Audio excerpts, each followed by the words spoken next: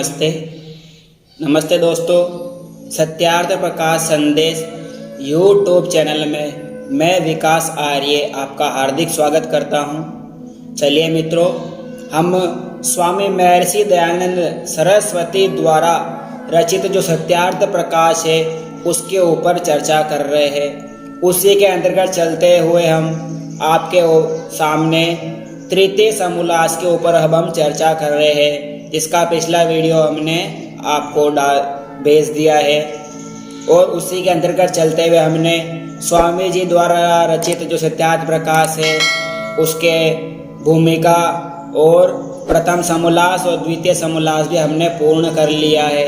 अगर वह आपने प्रकरण और उनके वीडियो नहीं देखे हैं तो आप पिछले जाके उन वीडियो को भी देख लीजिए, क्योंकि हम प्रतिदिन नया नया स्वामी जी के हुए सत्यार्थ प्रकाश का नया नया प्रकरण आपके सामने प्रस्तुत कर रहे हैं। चलिए मित्रों, उसी के अंतर्गत चलते हुए हमने प्रथम समोल्लास में ईश्वर के अनेकों यानी 100 नामों से 100 से भी अधिक नामों की व्याख्या की है। देवी और देवताओं के उन दो अनेकों नामों में हमने परमात्मा के ईश्वर कल्याणकारी है, न्यायकारी है, सर्वज्ञ है, सर्वशक्तिमान है, सर्वांतर्यामी है, वो अजर है, वो अमर है, वो अभय है, वो नित्य है, वो सदा रहने वाला है, वो परमात्मा तेजस्वी है।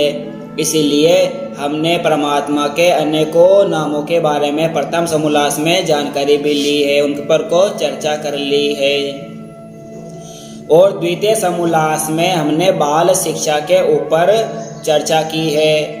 बाल शिक्षा के अंतर्गत हमने 3 प्रकरणों के अंदर आपके सामने प्रस्तुत किया है कि माता पिता और आचार्य, मातृमान पितृमान आचार्यवान पुरुषो वेदा, अर्थात जब 3 उत्तम शिक्षक होते माता पिता और आचार्य, तभी संतान सुयोग्य और सुशिक्षित और विद्वान बनती है। जब माता पिता धार्मिक सत्य उपदेशक और सत्य भाषण सत्य वक्ता होते हैं, विद्वान होते हैं, तब उनकी संतान भी वैसी ही उत्पन्न होती है।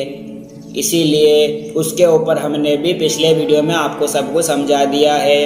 अब हम तृतीय समोल्लास के ऊपर चर्चा कर रहे हैं, अर्थात तृतीय समोल्लास में हमने अध्ययन अध्यापन विधि के बारे में प्रारंभ कर दिया है। अर्थात माता पिता अपने बच्चों को किस प्रकार पढ़ावे, अर्थात विद्या विलास मनसो धृत शील शिक्षा सत्यव्रता रहित मानमलापहारा संसार दुख दख खद नैन खदलैन सुशोभिता यधन्यानरा विहित कर्मा प्रोपकारा। इस प्रकार अर्थात जिन पुरुषों का विद्या विलास में मन तृप्त रहता है, आनंदित रहता है, वो सदा सत्य वार्ताओं और सत्य उपदेशों को ग्रहण करने योग्य रहते हैं, वो सदा ही आनंदित रहते हैं। अर्थात विद्या का जो आभूषण है उससे हमारा मन भी तृप्त होता है, वो सुशोभित हो जाता है। बाहरी जो आभूषण होते हैं सोना जवाहरात चांदी हीरे मोती, इससे हमारा जो ये शरीर है यही सुशोभित होता है और इससे हमारे को मृत्यु का भी भय रहता है, चोर उचकों का भी भय रहता है। इस प्रकार हमने पिछले प्रकरण के माध्यम से आपने जाना है। अब हम अगला प्रकरण इसी के अंतर्गत चलते हुए अध्ययन अध्यापन, अर्थात किस प्रकार पढ़ना पढ़ाना चाहिए माता पिता आचार्य, कितने वर्ष बाद, अर्थात जब बालक 5 या 8 वर्ष का हो जावे तब उसको उपनयन अर्थात यज्ञोपवीत संस्कार करके शाला में प्रवेश करा देवे और शाला में प्रवेश करने के पश्चात वहाँ के आचार्य भी उसका उपनयन यज्ञोपवीत संस्कार करे। इस प्रकार हमने पिछले प्रकरण के अंदर जाना था। और शाला में प्रवेश करने बाद माता पिता उनको सबसे पहले गायत्री मंत्र गुरु मंत्र का उपदेश करावे और उसका व्याख्या सहित समझावे। इस प्रकार हमने पिछले वीडियो के माध्यम से समझाया है। अब अगला प्रकरण हम प्रारंभ करते हैं, तो चलिए उसके सबसे पहले उस परम पिता परमात्मा का जो सर्वश्रेष्ठ और निज ओम नाम है उसका ध्यान धरेंगे और 3 दफा ओम का उच्चारण करते हैं। लंबा गहरा श्वास लेंगे, ओ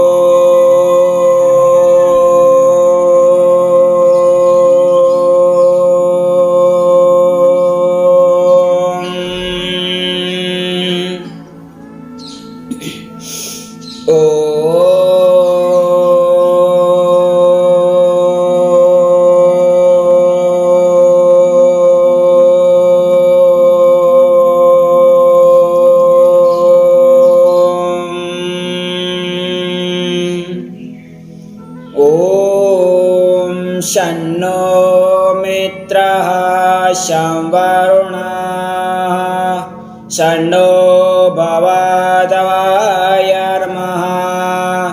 शन्नो इन्द्रो बृहस्पतिः शन्नो विष्णुरुक्रमः नमो ब्रह्मणे नमस्ते वायो त्वमेव प्रत्यक्षं ब्रह्मासि त्वमेव प्रत्यक्षं ब्रह्म वदिष्यामि ऋतं वदिष्यामि सत्यं वदिष्यामि तन्मावतु तद्वक्तारवतु अवतु माम् अवतु वक्तारम्। ओम शांति शांति शांति। चलिए मित्रों, अब अगला प्रकरण प्रारंभ करते हैं कि हमने पिछले प्रकरण में अर्थात ओम भूर्भुवः स्वः तत्सवितुर्वरेण्यं भर्गो देवस्य धीमहि धियो यो न प्रचोदयात्। अर्थात जब गुरुकुल में जब माता पिता जब यज्ञोपवीत संस्कार करावे तब सबसे पहले गुरु मंत्र का उपदेश करावे। इस प्रकार हमने यहाँ तक छोड़ा था। आगे कहते हैं सवितुः, यह सुनोत्युत्पादयति सर्वं जगतः स सविता सह तस्य, जो सब जगत का उत्पादक और सब ऐश्वर्यों का दाता है। अर्थात वह परम पिता परमात्मा इस जगत का बनाने वाला है। इसका जगत को जो हमारे जिस सृष्टि में हम रह रहे उसका जो बनाने वाला जो देव है वो हमारा परम पिता परमात्मा है। उन्होंने इस संसार को बनाया है। जिस प्रकार एक कुम्हार मटके को बनाता है तो उसी प्रकार हमारे परम पिता परमात्मा ने ये संसार बनाया है। उसके अंतर्गत हमने उस परम पिता परमात्मा से ही जन्म लिया है और उसी के अंदर ही हमको मिल जाना। आगे कहते हैं वह सब ऐश्वर्यों का दाता है। अर्थात वह परम पिता परमात्मा ऐश्वर्यवान है। तो हम परम पिता परमात्मा से प्रार्थना करते कि हे प्रभु आप हमें भी ऐश्वर्यवान बना दीजिए। अर्थात वह परमात्मा सभी सुखों का दाता है। उनके पास किसी दुख की कोई दुख पर टक भी नहीं सकता, तनिक मात्र भी उस परम पिता परमात्मा के लिए दुख नहीं है। आप सर्व ऐश्वर्यवान हैं, सभी सुखों के दाता है, ऐश्वर्यों के दाता है। तो हे परम पिता आप हमारे को भी ऐश्वर्यवान बना दीजिए। देवस्य यानी यो दिव्यति दिव्यते वासा देवा, जो सर्व सुखों का देने हारा है और जिसकी प्राप्ति कामना सभी विद्वान लोग आप्त जन करते हैं। अर्थात जो हमारे पुराने ऋषि मुनि थे, जितने भी महापुरुष ऋषि मुनि हुए हैं, उन्होंने उस परम पिता परमात्मा को ही ध्याया है और उस परम पिता परमात्मा से सर्व सुखों को देने की कामना की गई है। अर्थात वह परम पिता परमात्मा हमारे को सभी सुखों से संपन्न कर देवे। हमारे जीवन के अंदर किसी प्रकार का कोई भी दुख ना आवे, इस प्रकार की प्रार्थना हम उस परम पिता परमात्मा से करते हैं। अर्थात जिसकी कामना सभी देव जन करते हैं, तो हम भी उस परम पिता परमात्मा की कामना करते हैं, उनसे प्रार्थना करते हैं कि हमारे को भी ऐश्वर्यवान बना दीजिए। उस परम पिता का जो वरेण्यम वर्तुमर्हम अर्थात स्वीकार करने योग्य है, अति श्रेष्ठ अर्थात वे परम पिता परमात्मा हमारे को स्वीकार्य है। वो अति श्रेष्ठ है, वो श्रेष्ठों में भी श्रेष्ठ है, वो सबका अधिष्ठाता है, वो सभी का कल्याण करने वाला है। इसीलिए है परम पिता परमात्मा आप हमारे सबके ऊपर अपना आशीर्वाद बनाए रखिए, उसी से हमारा मार्ग प्रस्तुत कीजिए। अर्थात हमारे सत्य मार्ग को आगे से आगे प्रस्तुत करते रहिए। इस प्रकार की कामना गायत्री मंत्र में की गई है। और आगे कहते हैं भर्गः अर्थात शुद्ध स्वरूप है परम पिता परमात्मा, आप शुद्ध स्वरूप है, आपके अंदर तनिक मात्र भी अशुद्ध नहीं है। तो आप हमारे को भी शुद्धवान बना दीजिए, शुद्ध कर दीजिए। हम आपसे प्रार्थना करते हैं कि आप हमें शुद्ध दाता हो, आप तो हमको भी शुद्ध कर दीजिए, हमारे अंदर जो बुराइयां है उसको दूर कर दीजिए।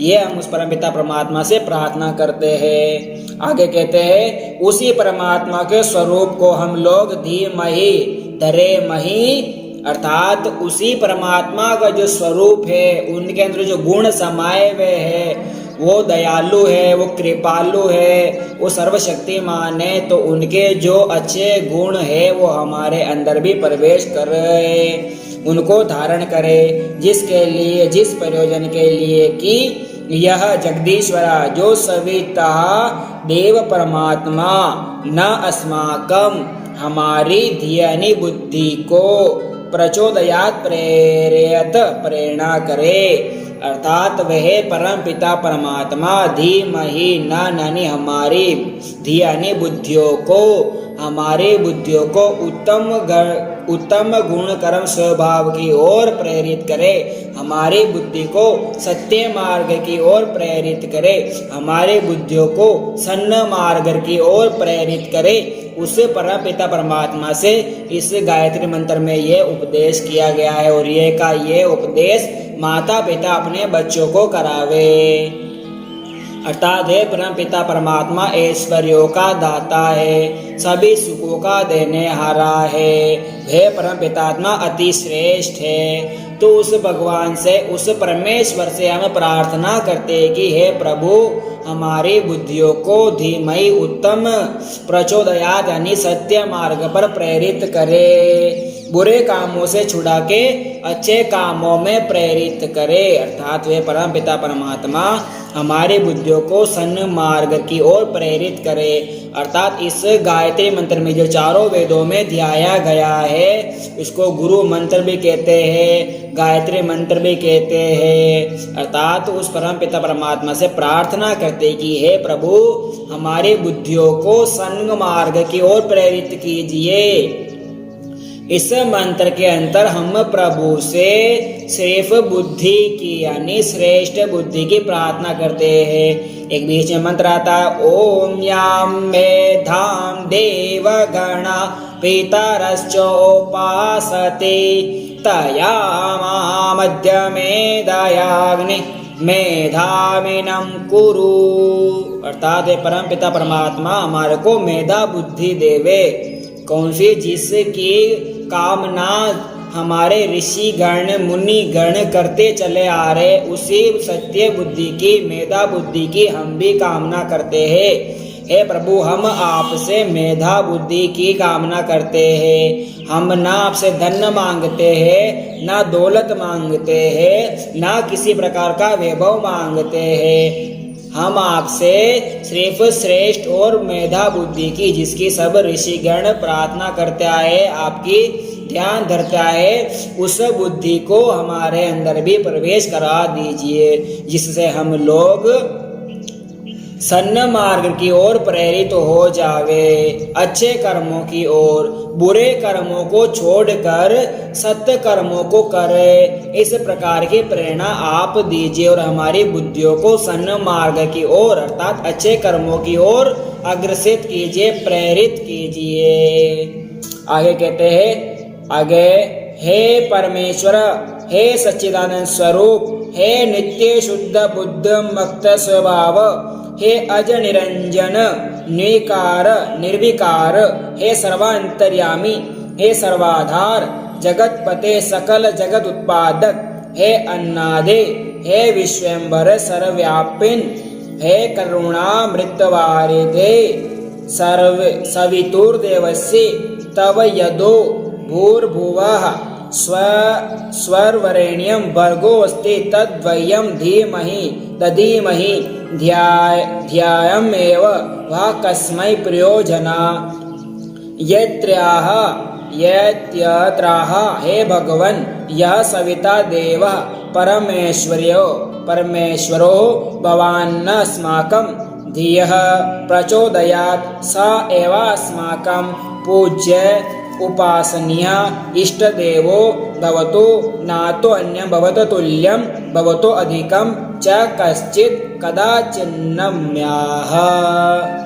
अर्थात हे मनुष्यों जो सब समर्थों में समर्थ है। अर्थात हम उस परम पिता परमात्मा से, स्वामी जी कहते हैं कि हे मनुष्यों, वे परम पिता परमात्मा सभी में श्रेष्ठ है।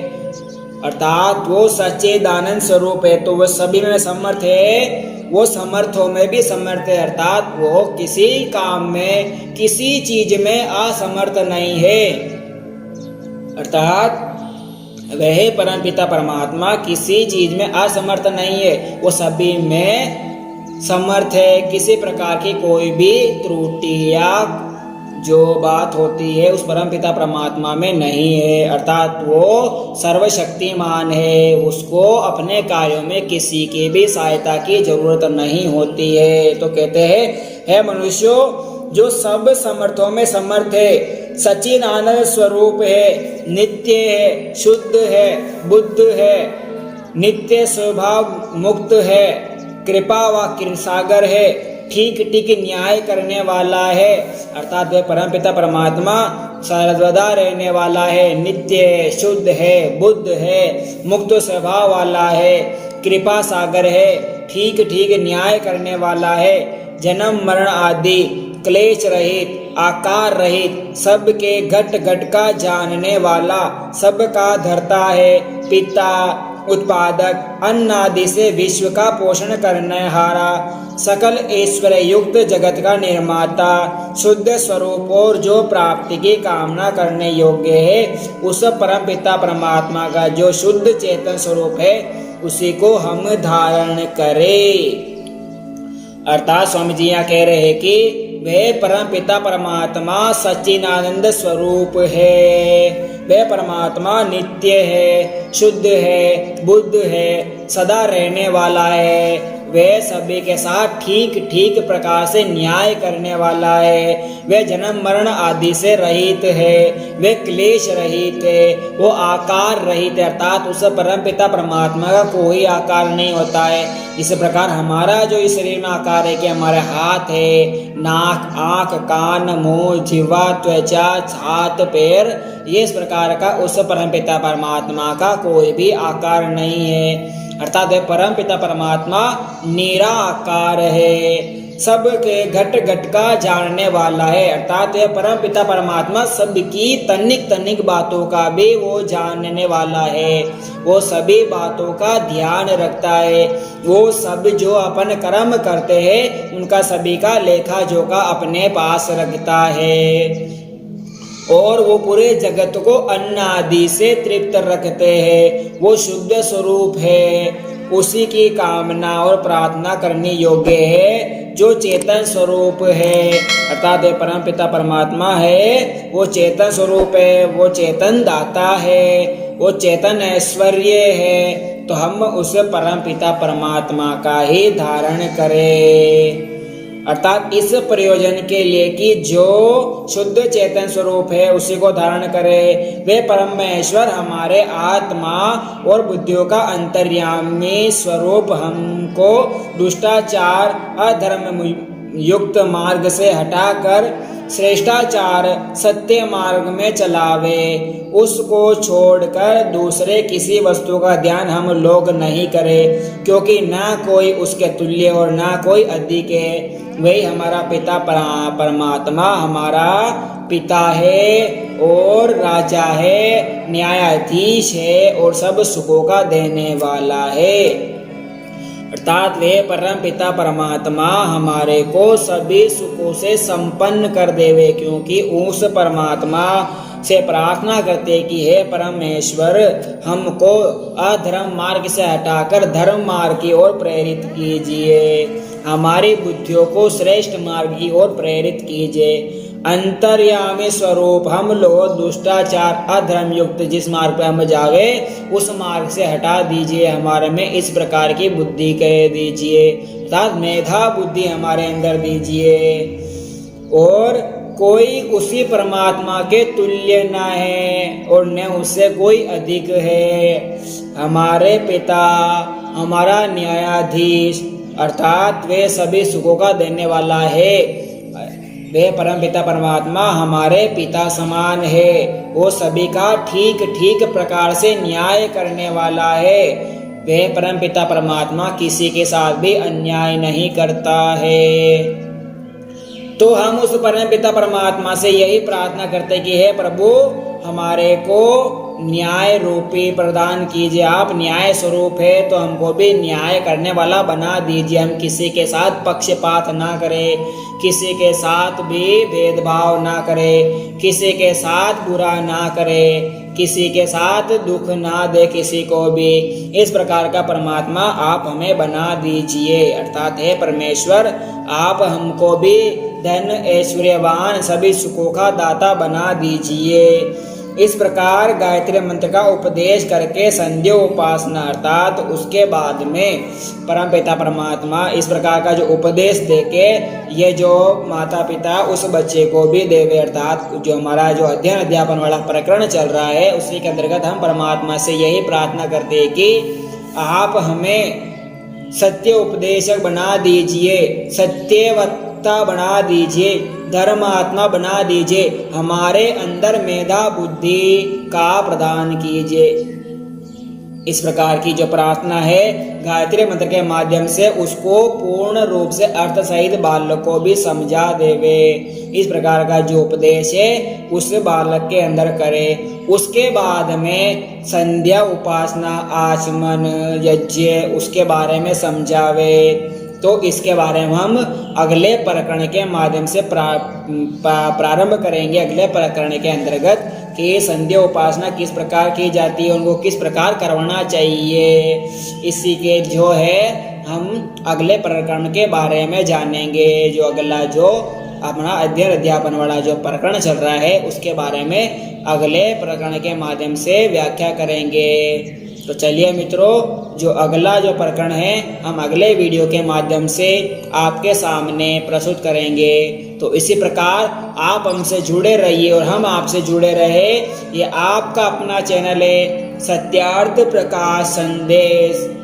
अर्थात सत्यार्थ प्रकाश संदेश को इस चैनल को सब्सक्राइब कीजिए और करवाइए और अपने इष्ट मित्रों और स्वजनों को भी करवाने के लिए कहिए, जिससे सत्य सत्यमाजा का प्रकाश है वो घर घर तक पहुंच जावे। और साथ में बेल आइकन का जो बटन है उसको प्रेस कीजिए, जिससे मेरे आने वाला हर नया वीडियो का नोटिफिकेशन संदेश है वो सबसे पहले आपके पास पहुंचे। तो चलिए मित्रों, और साथ में इसको जितना हो सके शेयर भी कीजिए, लाइक कीजिए और हमारा वीडियो आपको कैसा लग रहा है उसको कमेंट बॉक्स में लिख दीजिए। आगे हम इसी प्रकरण के अंतर्गत चलते हुए अध्ययन अध्यापन के बारे में अगले वीडियो के माध्यम से आपसे चर्चा करेंगे। ज़्यादा वीडियो लंबा ना करें, आपको भी आसानी से धीरे धीरे समझ में आ जावे और आप भी बोर ना हो, इसलिए छोटे छोटे प्रकरणों के माध्यम से आप आसानी से समझ भी सकते हैं। इसलिए हम छोटे छोटे प्रकरण के माध्यम से आपके सामने प्रस्तुत करते हैं। तो आप हमसे जुड़े रहिए और इसी प्रकार जो सत्य सत्य अर्थ का जो प्रकाश है उसका ग्रहण करते रहिए। ये क्या सत्य चीज है, सत्य क्या है, ईश्वर क्या है, हम आगे बताएंगे। ईश्वर कैसा है, कहाँ रहता है, उसकी स्थिति, वो हमारे संसार को किस प्रकार चलाता है, उसके बारे में हम आगे भी चर्चा करेंगे।